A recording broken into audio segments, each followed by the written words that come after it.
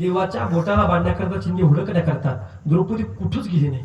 आपली पदराकडून साडी अशी वर केली आणि पदराकडून साडी फाडायला लागली. साडी फाडणार. उद्धवाला सांगितलं, ओ द्रौपदी काय करता? बाई पदराकडून साडी कधी फाडते? नवरा मेल्यानंतर बाई पदराकडून साडी फाडते. अहो तुमचे 5 पती जिवंत आहेत, पण तरी सुद्धा पदराकडून साडी का फाडता? तर द्रौपदीचं उत्तर फार गोड आहे बघा, घरी घेऊन जा.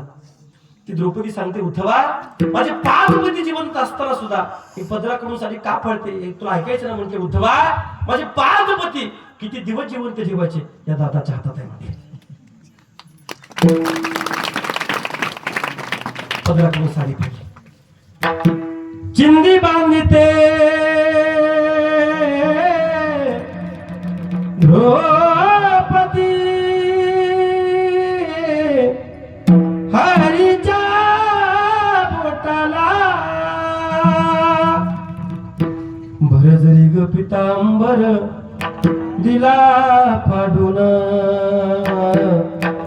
हो दिला फाडून.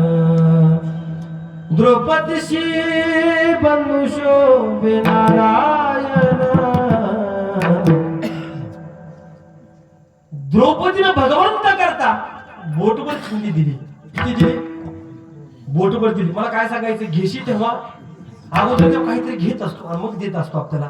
सगळ्या देवाचं असंच आहे. भगवान शंकराचं असेल, भगवान कृष्ण, अगोदर तेव्हा काहीतरी घेतो आणि मग देत असतो. अगोदर द्रौपदीकडून बोटवर चिंदी घेतली आणि ज्या वेळेस ते कौरव पांडवांचं दूध खेळत होते, ते दूध इतकं वाईट असतं तर आपण